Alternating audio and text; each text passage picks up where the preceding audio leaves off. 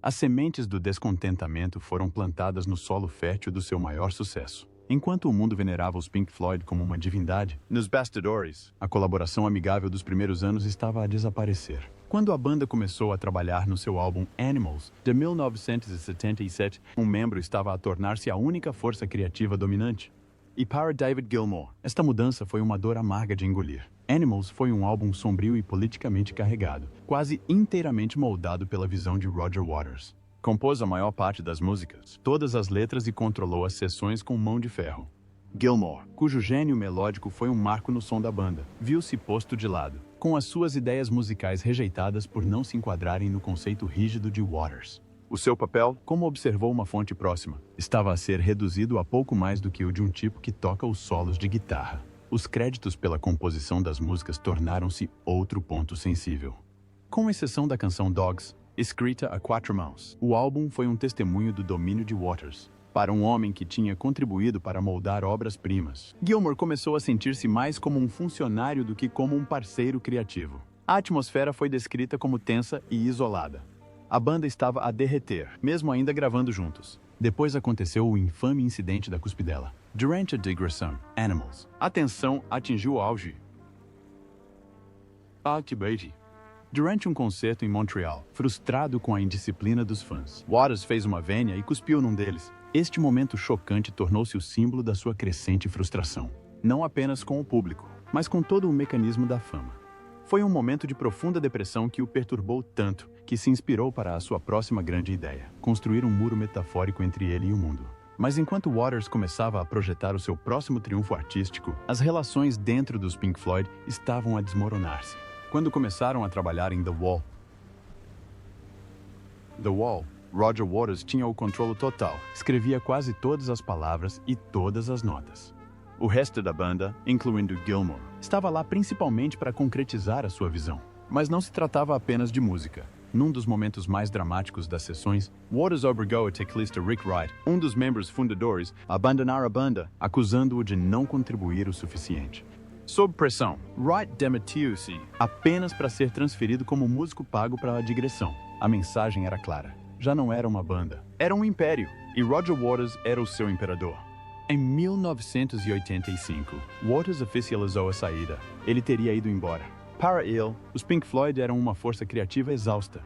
E como era o visionário, acreditava que sem ele os Pink Floyd estariam acabados. O nome precisava de ser retirado. Posto de lado. David Gilmour não concordava. Recusou-se a deixar o legado morrer. Quando Waters descobriu que Gilmour e Mason pretendiam continuar sob o nome Pink Floyd, fez o que os ex-membros fazem quando tudo se desmorona. Ele julgou-os. O que se seguiu foi uma guerra pública e cruel pela alma da banda. Waters interpôs ações judiciais para impedi-los de usar o nome, alegando que se tratava de fraude. Gilmour e Mason revoltaram-se, lutando pelo seu direito de continuar. Não era apenas uma questão de orgulho, mas de um império que valia milhões. A batalha atingiu o auge em 1987, quando os Pink Floyd de Gilmour se preparavam para lançar um novo álbum, A Momentary Lapse of Reason. Waters ameaçou recorrer a injunções para bloquear o lançamento. A imprensa aproveitou a oportunidade para pintar a imagem de uma banda que se autodestruiu. No final, chegou-se a um acordo. Uma linha foi traçada na areia. Gilmour e Mason obtiveram o direito ao nome Pink Floyd. Em troca, Waters recebeu a propriedade exclusiva da sua maior criação, The Wall. O império tinha sido dividido em dois. Waters admitiu posteriormente o seu arrependimento, definindo a causa legal como um erro, mas a amargura permaneceu durante décadas. Sentiu que o seu legado havia sido roubado. Gilmour sentiu que o tinha salvo da extinção. Esta divisão apresentou aos fãs uma escolha estranha no final dos anos 80. Agora, havia dois Pink Floyds, um no palco e outro no exílio. Os Pink Floyds de Gilmour lançaram A Momentary Lapse of Reason, que foi um enorme sucesso. Vendeu milhões de cópias e a digressão seguinte, Documentary in Delicate Sound of Thunder, encheu estádios de todo o mundo. Foi um espetáculo de luzes e sons que deu aos fãs exatamente o que eles queriam. Enquanto isso, o álbum A Solo de Waters, Radio KAOS, lutava para encontrar um encontro. As suas digressões eram menores, as suas vendas menores que o sucesso da sua antiga banda. Para ele, os novos Pink Floyd eram um impostor, um falso Floyd que explorava o trabalho de uma vida. Nas entrevistas, a guerra de palavras era feroz. Waters descartou o novo material como superficial e sem sentido. Gilmour, mais reservado, enfatizou a amargura de Waters. Em 1990, Waters assumiu uma posição desafiante. Para celebrar a queda do Muro de Berlim, encenou uma performance monolítica de The Wall, em Berlim. Foi um acontecimento colossal, destinado a mostrar que ele era, e sempre foi, o verdadeiro coração dos Pink Floyd. Mas, sem os outros membros, até os críticos notaram que faltava algo. O fantasma da banda original pairava sobre o concerto. Durante 24 anos, permaneceram separados. Depois, 2005, por um dia, a guerra cessou. Para o concerto solidário Live 8, o impossível aconteceu. Waters, Gilmour, Mason e Wright concordaram em partilhar o palco uma última vez. Bob Geldof, o organizador do espetáculo, teve de implorar pessoalmente a um relutante David Gilmour. O encontro não foi por amizade, mas por caridade. Os relatos dos ensaios descrevem a atmosfera como profissional, mas fria. Waters e Gilmour expressaram-se de forma negativa. Foi uma trégua, não uma reconciliação. Mas naquele palco, durante 20 minutos, a magia estava de volta. Quando tocaram Comfortably Numb, milhões de pessoas sustiveram a respiração.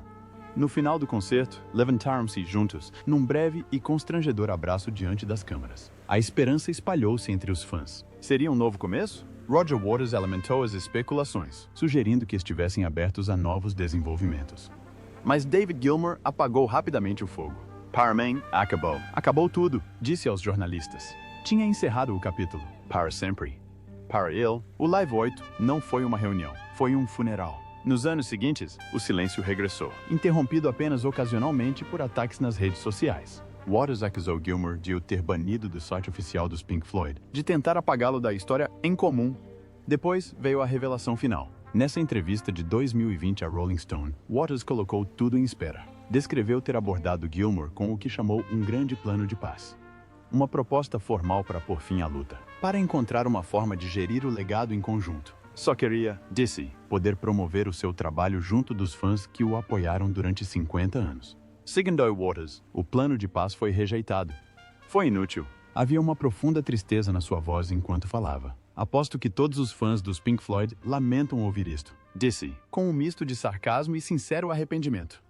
Todos esperavam que nos pudéssemos beijar e fazer as pazes, e que tudo teria sido maravilhoso num mundo acolhedor e maravilhoso. Mas alguns muros são demasiado altos para serem escalados. Algumas fraturas são demasiado profundas para serem reparadas. A história de Waters e Gilmour é o testemunho de uma verdade amarga.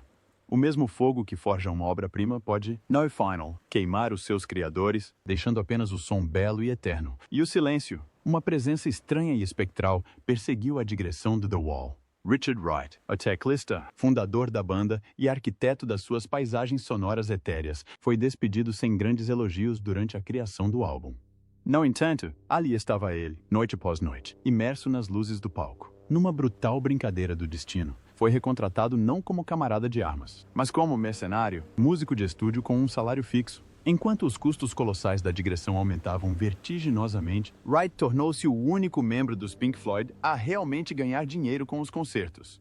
Era um estranho por dentro, um fantasma para o seu próprio grupo. Enquanto isso, David Gilmour, voz e guitarra da banda, lutava para manter viva a alma da banda. Recusava-se a ser um simples guia turístico para a grande visão de Roger Waters. A sua rebelião permaneceu impressa na própria essência do seu hino mais longo, Comfortably Numb. A música não existiria sem os catárticos e vertiginosos solos de guitarra de Gilmour, um som que parecia uma âncora de salvação lançada num oceano de desespero. 2 arquivos da Rolling Stone, retrospectiva de 1980. O duelo em Comfortably Numb foi um duelo pelo coração dos Pink Floyd. Waters imaginou uma canção fúnebre, arrepiante e narcótica. Gilmour sentiu uma prece transcendente. O que emergiu foi um compromisso marcante, uma obra-prima nascida do conflito. Mas é a guitarra de Gilmour que chora, grita e finalmente desce. Não é o som da interrupção, é o som de um espírito que tenta desesperadamente provar algo. Os 2 homens, os 2 únicos gêmeos da banda, entraram em conflito violento sobre o arranjo. Waters, o autor, queria que fosse mais lento, mais oco, uma descida ao abismo. Gilmour, o coração emotivo, queria que fosse mais orquestral, um grito desesperado e emocionante. A última canção é um testemunho da sua genialidade fragmentada, uma fusão perfeita e arrepiante das suas vontades opostas. Mas foi a guitarra de Gilmour, um som de dor crua e majestosa, que a tornou imortal. Em 1983, as fissuras transformaram-se num abismo. As sessões de gravação do que viria a ser o The Final Cut não foram uma colaboração, mas um impasse. O álbum é menos um álbum dos Pink Floyd e mais um diário público da alma de Roger Waters, marcada pela amargura e pela raiva. Cada nota, cada palavra, cada sussurro estático era dele e só dele. Este era o seu requiem por um mundo que via destruído. Um exorcismo furioso e profundamente pessoal da sua raiva pela guerra, pela traição dos políticos e pelo fantasma do seu pai, que nunca conheceu, perdido nos campos sangrentos da Segunda Guerra Mundial. David Gilmour era um fantasma nestas sessões. A sua chama criativa fora quase completamente extinta pelo controle sufocante de Waters. Posteriormente, terá descrito o seu papel como uma simples tentativa de dar o seu melhor numa situação difícil. Memórias de um membro do estúdio. Entrevista anônima, 2005. Podia-se sentir um arrepio quando David entrou na sala de controlo. Roger estava à mesa e aquele era o seu mundo. David deu uma sugestão e o ar gelou. A sua guitarra. A voz da banda estava praticamente silenciosa. Parecia menos gravar um álbum e mais participar num funeral. Estávamos a enterrar os Pink Floyd e o Roger pronunciava os louvores fúnebres. As críticas públicas de Gilmour ao álbum foram ferozes, definindo-o como fraco, feito de pedaços de The Wall. As linhas de comunicação não só foram interrompidas, como também vaporizadas. Waters menosprezava abertamente as contribuições musicais de Gilmour, enquanto Gilmour não escondia o seu desprezo pela dentada tirânica de Waters. Até o sempre estoico Nick Mason, o coração percussivo da banda, confessou sentir-se um estranho na sua própria banda, testemunha de uma lenta e agonizante dissolução. A colaboração criativa que conquistara o mundo estava morta, uma relíquia de um passado que parecia incrivelmente distante. Os Pink Floyd, como o mundo os conhecia, estavam acabados. Só faltava assinar a certidão de óbito. Em 1985, a maré acalmou finalmente. Roger Waters divulgou um comunicado. Ele deixaria os Pink Floyd. A banda, segundo o próprio, estava criativamente exausta. Para ele, a história tinha acabado. Mas não foi apenas um afastamento artístico, foi um ato de demolição. Waters estava profunda e indestrutivelmente convencido de que, sendo o principal arquiteto dos seus recentes monólitos conceptuais, era o Pink Floyd. A própria ideia de que o nome pudesse continuar sem ele não só era errada, como também uma fraude, uma difamação da herança que tinha construído. David Gilmour não via uma herança para ser enterrada, mas sim para continuar. Argumentou que os Pink Floyd nunca foram propriedade de um único homem. Era uma entidade viva, forjada pelo gênio psicodélico de Syd Barrett, pelas atmosferas sugestivas de Rick Wright, pelo ritmo constante de Nick Mason e pela sua alma melódica. Não teria deixado o navio afundar só porque o capitão o tinha abandonado. E assim foram traçadas as linhas de batalha. Quando Waters soube da intenção de Gilmour e Mason de continuar, despediu os advogados. A guerra jurídica que se seguiu em 1986 foi um caso brutal e desagradável. Waters provocou a dissolução oficial do nome Pink Floyd, alegando que qualquer versão sem o mesmo era uma homenagem vazia, uma mentira vendida aos fãs. Análise da Legal Music Week, 1987. Não se tratava apenas de mais uma quesilha entre membros de uma banda. Era um caso histórico sobre a propriedade artística e a identidade da marca. O argumento de Waters era filosófico. Eu sou o criador e a banda é uma criação minha. A de Gilmour era prática. Somos os restantes membros de uma parceria. A pergunta de $1 milhão era se uma banda era uma visão singular ou uma alma coletiva. Gilmour e Mason contradisseram-se em tribunal, lutando pelo direito à própria história. O conflito intensificou-se quando começaram a gravar um novo álbum, A Momentary Lapse of Reason, de 1987. Waters ameaçou recorrer a injunções para bloquear o lançamento e impedir qualquer digressão, lançando uma sombra longa e ameaçadora sobre o estúdio. A editora discográfica ficou nervosa, presa no fogo cruzado de uma guerra entre dois titãs. No final, sob imensa pressão, no final de 1987, foi declarada uma trégua amarga. Um acordo foi alcançado. Gilmour e Mason ganharam a guerra. Puderam continuar como Pink Floyd, mas Waters venceu uma batalha crucial. Recebeu os direitos exclusivos sobre todo o conceito de The Wall, as suas personagens, as suas imagens e a sua encenação teatral. Partiu com as chaves do seu reino mais pessoal. Waters confessaria então, com a maior das forças, que a causa legal foi um erro estratégico. No entanto, nunca abdicou da sua superioridade moral, acrescentando frequentemente que, embora tivesse perdido do ponto de vista jurídico, estava certo do ponto de vista criativo. Esta cisão, esta profunda ferida ideológica, permaneceria aberta durante décadas. Waters viu o sucesso subsequente de Pink Floyd, de Gilmour, como um triunfo construído sobre os seus ombros. Gilmour via simplesmente aquilo como uma questão de sobrevivência. O final dos anos 80 e o início dos anos 90 foram uma época estranha para os fãs. A ruptura já não se limitava aos tribunais e às entrevistas, mas tornara-se realidade nos palcos dos estádios de todo o mundo. Agora, havia dois Pink Floyd, dois herdeiros de digressões simultâneas. Havia os Pink Floyd oficiais, comandados por Gilmour, uma espetacular máquina de luzes e sons que tocava música nova juntamente com os clássicos. E Roger Waters, que apresentou as suas obras a solo e, em particular, encenou um dos maiores espetáculos da história com o The Wall, Live in Berlin, em 1990. Os fãs foram obrigados a escolher onde se posicionar nesta guerra fria do rock and roll. Assistir a um concerto dos Gilmour significava celebrar a continuidade da banda e o seu som majestoso. Assistir a um concerto dos Waters significava prestar homenagem ao fogo conceptual e ao gênio lírico que definiram a sua fase imperial. A música, uma força unificadora do tempo, tornara-se o símbolo de uma grande e dolorosa divisão.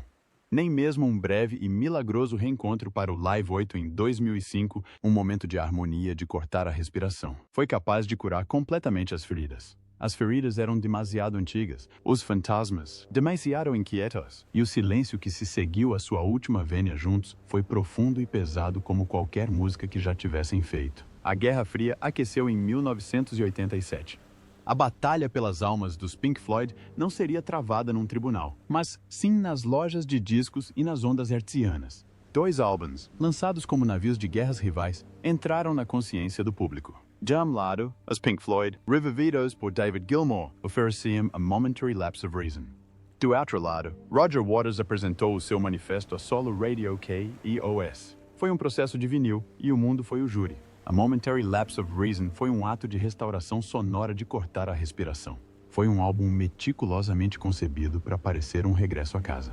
Gilmour, agora um comandante relutante, evocou o fantasma do som clássico da banda. Chamou Nick Mason para a bateria, mas como um símbolo de legitimidade do que como um participante ativo, e convocou uma legião de músicos de estúdio de elite para compor os ricos e atmosféricos razzies que eram a marca da banda. Richard Wright, ainda num estado de limbo profissional, contribuiu com as suas características texturas de teclado, uma promessa sussurrada de uma futura reconciliação.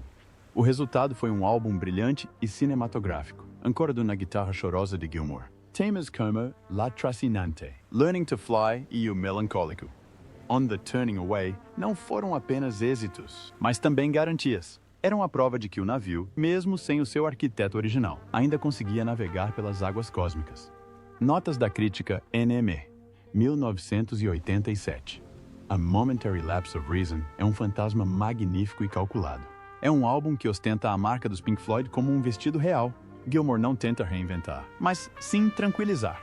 Cada sintetizador, cada nota de guitarra com delay é um eco reconfortante do passado. É uma sessão espiritual no estúdio e, para milhões de fãs, o fantasma regressou.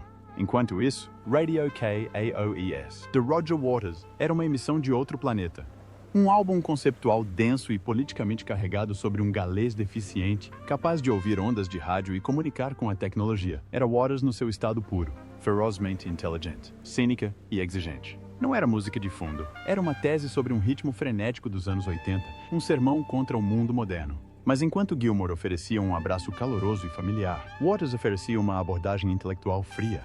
O público deu o seu veredicto de forma rápida e brutal. A Momentary Lapse of Reason foi um sucesso comercial, um colosso multiplatina que subiu nas tabelas e relançou os Pink Floyd na estratosfera global. A Rádio KAOIS teve dificuldades em arrancar. Com a sua narrativa complexa e o seu som exigente, não conseguiram conquistar o público. Waters, o visionário, viu-se a transmitir para um público cada vez mais requintado. A única coisa que fez a diferença foi alimentar a sua raiva latente. Para ele, a criação de Gilmour era um impostor. Falso Floyd era um empreendimento comercial vazio, uma máquina sem alma que lucrava com o nome e o legado, pelos quais tinha derramado sangue em obras-primas como The Dark Side of the Moon, Wish You Were Here, The Wall. A guerra alastrou dos estúdios para os palcos de todo o mundo. Os Pink Floyd de Gilmour lançaram uma colossal digressão mundial, um resort Leviathan de luzes, sons e espetacularidade documentado no álbum Live Delicate Sound of Thunder. A banda era uma força de natureza imparável. Arenas exaustas, estádios cheios de adeptos estáticos, o icônico ecrã circular, os lasers que protegiam a névoa artificial, o ameaçador porco insuflável eram uma declaração de continuidade. Os Pink Floyd não estavam mortos, estavam maiores do que nunca. Em claro contraste, a digressão a solo de Roger Waters parecia a de um profeta a pregar num templo mais pequeno. Embora apreciados pela crítica, os espetáculos eram mais modestos e os salões nem sempre estavam lotados. Waters era o rei do lugar que viu um governante governar o seu antigo reino com um sucesso impressionante. A amargura cresceu, tornando-se uma característica permanente da sua imagem pública. Mas em 1990, Waters viu a oportunidade para uma contraofensiva monumental. Enquanto o Muro de Berlim, o símbolo literal da divisão, caía, Waters ensinou a sua declaração final. The Wall, Live in Berlin foi um evento de uma ambição incrível, realizado no espaço vazio e festivo da Potsdamer Platz, com uma audiência de mais de 350 mil pessoas e milhões de espectadores em todo o mundo. Foi um dos maiores concertos da história da humanidade. Waters estava a vingar a sua ópera magnum. Apoiado por um elenco eclético de superestrelas, Bryan Adams, Cyndi Lauper e Van Morrison reconstruiu o seu muro apenas para o derrubar com um rugido de desafio artístico. Retrospectiva, The Guardian, 2010. O concerto em Berlim foi um paradoxo. Foi um espetáculo imenso e histórico que, de alguma forma, parecia vazio, convidando uma sucessão de celebridades para cantar os papéis. Waters transformou o seu psicodrama profundamente pessoal numa variedade. Era um monumento à sua visão, mas faltava-lhe a fúria claustrofóbica da banda original. Mostrava que The Wall pertencia a Roger Waters, mas também demonstrava que nunca se imaginara que The Wall fosse tocado sem os Pink Floyd. Mesmo este grande gesto não conseguiu curar a fratura. Para muitos fãs, a ausência de Gilmour, Mason e Wright foi uma ferida evidente. A apresentação pareceu prestar homenagem a uma obra-prima, e não à obra-prima em si. A guerra da posse continuou na imprensa. As entrevistas com Waters tornaram-se lições magistrais de ressentimento intelectual, enquanto desmantelava cirurgicamente os novos Pink Floyd, rotulando o seu trabalho como insultuoso e sem sentido. Era o guardião da chama, o guardião da substância. Gilmour, na maior parte do tempo, manteve-se publicamente distante, preferindo deixar a música e a venda de bilhetes para fornecer a sua réplica. Os seus raros comentários eram concisos e incisivos, indícios de uma profunda frustração pela incessante amargura de Waters. Tinha ganho a guerra e não via necessidade de continuar a lutar. A música, no que lhe dizia respeito, já tinha falado. Claro que aqui está a parte final, reescrita para se adaptar ao estilo verbal e atmosférico estabelecido. Em 2005, a ideia de uma reunião dos Pink Floyd era uma fantasia, um mito sussurrado entre os fãs esperançosos. Mais de 20 anos de silêncio se passaram desde que os quatro homens partilharam um palco. Um silêncio preenchido pelo barulho ensurdecedor de causas legais. Brechas públicas e profunda amargura. A separação não foi apenas uma ruptura, foi um facto consolidado na história do rock. Esculto em pedra. Depois veio o Live 8, Bob Geldof, o criador do programa de beneficência global, e o homem que interpretou Pink na versão cinematográfica de The Wall, decidiu tentar o impossível. Não iria apenas pedir uma reunião, como iria desejá-la com todas as suas forças. Para um mundo que viu estes titãs lutarem durante uma geração, a perspectiva parecia um sonho.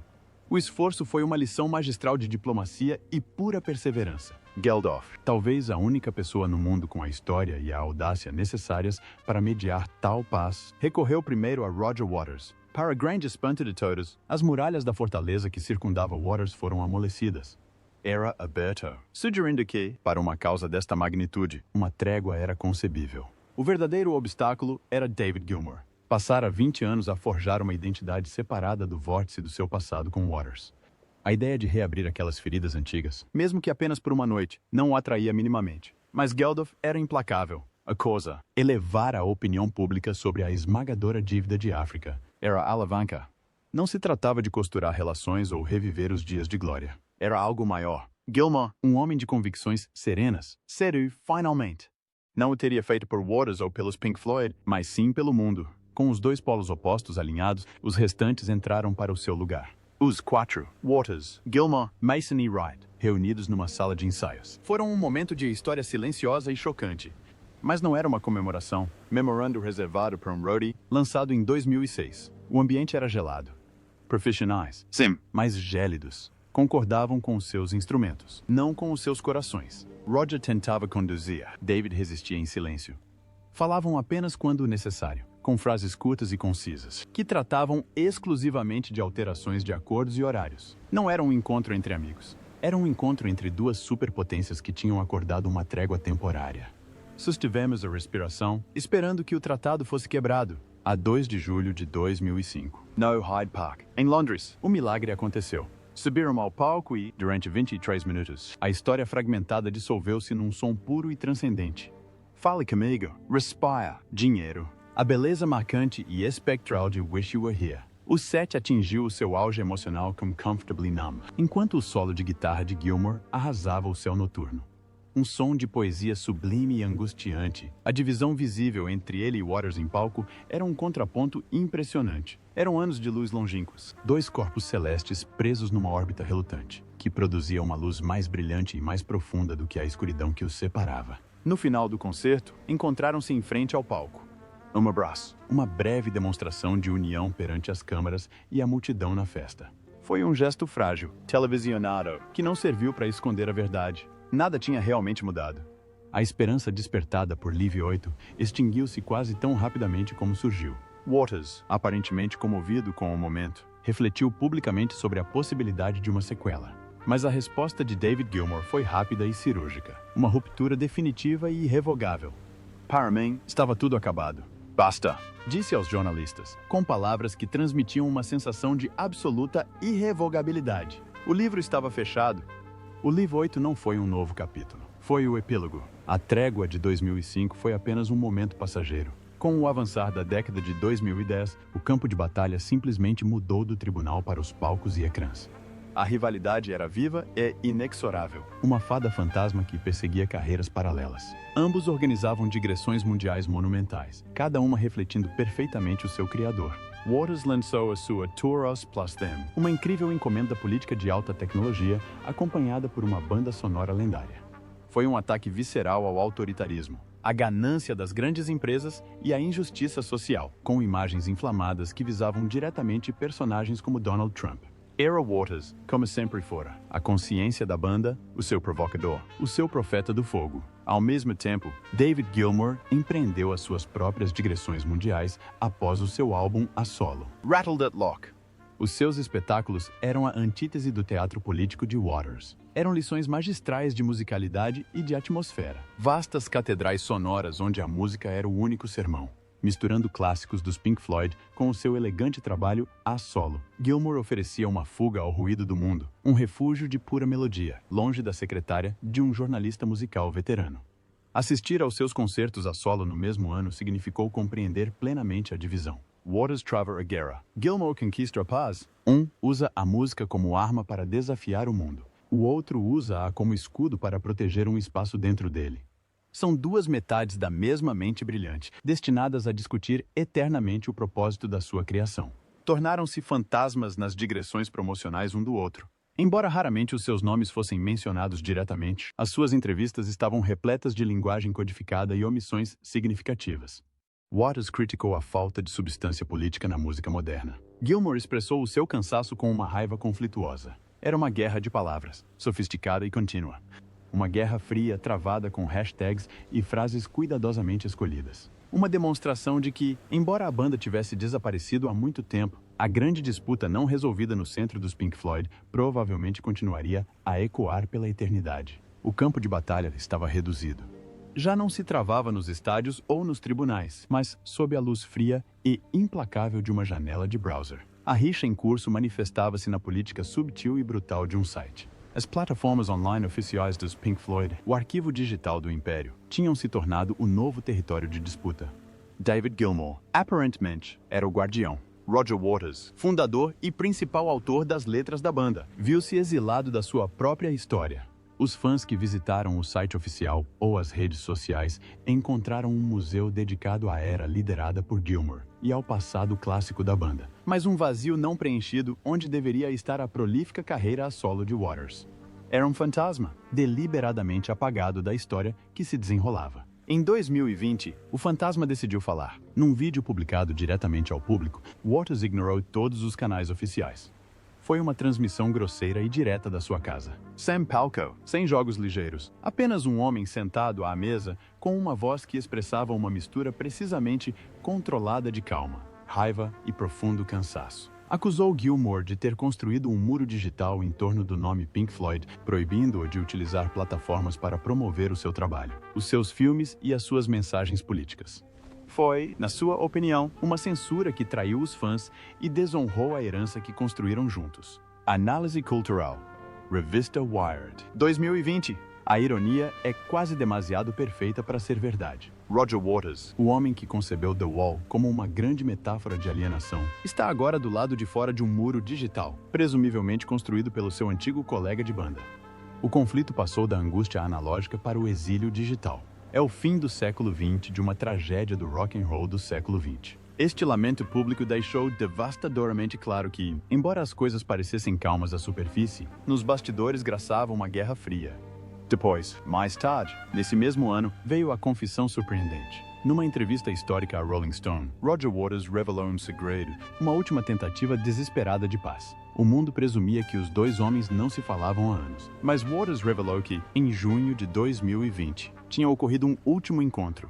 Não foi uma conversa informal, mas uma negociação formal por ele iniciada. Apresentou-se à mesa com uma proposta a que chamou o seu grande plano de paz. Após décadas de ressentimento, tinha escrito um projeto para uma coexistência frágil, um armistício para finalmente pôr fim às disputas incessantes sobre o legado da banda. Uma cláusula central deste tratado proposto era o pedido de acesso ao mundo digital, o direito de promover o seu espetáculo cinematográfico Us Plus Them no site oficial da banda e o direito de não ser tratado como uma personagem secundária na sua própria história. Disse que o tinha oferecido de boa fé, uma tentativa sincera de dissipar a atmosfera tóxica. O plano não levou a nada. Ao relatar o fracasso na Rolling Stone, a raiva tinha desaparecido, substituída por algo muito mais pesado, uma profunda resignação. Ele não atacou Gilmour. Pelo contrário, parecia um homem derrotado pelo peso da história, um general que finalmente aceitara que a guerra nunca poderia ter sido ganha. O clímax emocional da entrevista foi um momento de dolorosa autoconsciência, no qual falou diretamente às esperanças de milhões de pessoas. Aposto que todos os fãs dos Pink Floyd lamentam ouvir isto. Pensou, com a voz numa mistura complexa de sarcasmo e tristeza sincera. Todos esperavam que nos pudéssemos beijar e fazer as pazes, e que tudo teria sido maravilhoso, num mundo acolhedor e maravilhoso.